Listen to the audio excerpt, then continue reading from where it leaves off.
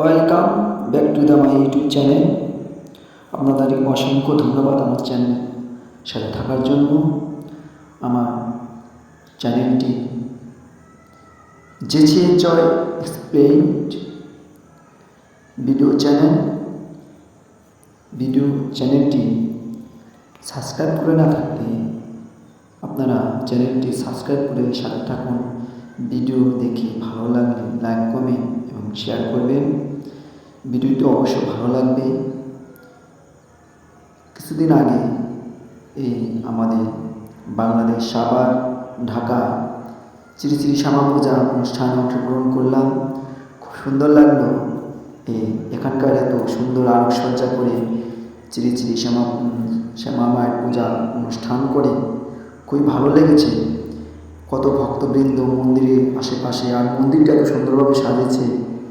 Form দিয়ে এত কারুকাজগুলো তাদের হাতে নিখুঁত, যা চোখকে জোড়ানো যায় না, দেখে তো চোখ ফেরানো।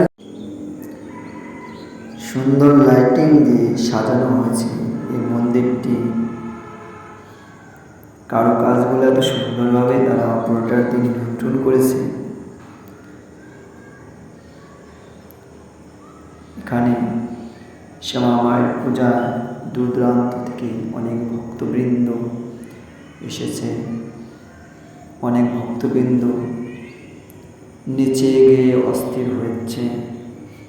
আর মন্দিরটি এত সুন্দরভাবে করেছে, ফর্ম দিয়ে যেন বিল্ডিংয়ের মতো করে, যেন অবিকল দেখতে।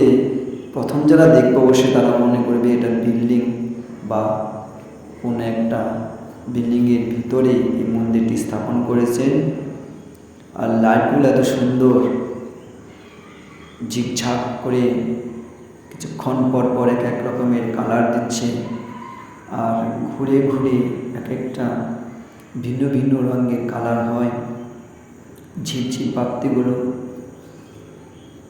অনেক দূরে, অবশ্য আমি শ্যামা মায়ের মূর্তি থেকে দূরে আসি। এখানে দেখুন কত ভক্তবৃন্দে। এখানে অপারেটর তারা হাতের কাজ ইলেকট্রনিক লাইটগুলো নিয়ন্ত্রণ করেছে।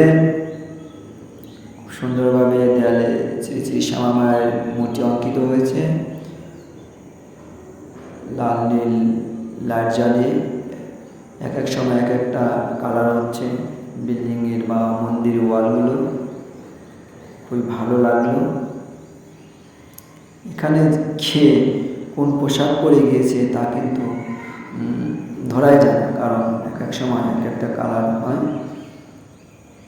চেহারাও স্পষ্ট আসে না, কারণ মুখের ছবিগুলো যখন ক্লিয়ার লাইট জ্বলে তখনই একটু বোঝা যাবে যে আসলে কে কার চেহারা কীরকম। দেখুন,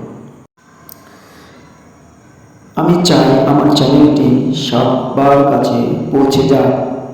ঘরে বসে তারা আমার চ্যানেলটি দেখবে। অনেক ধন্যবাদ সবাইকে।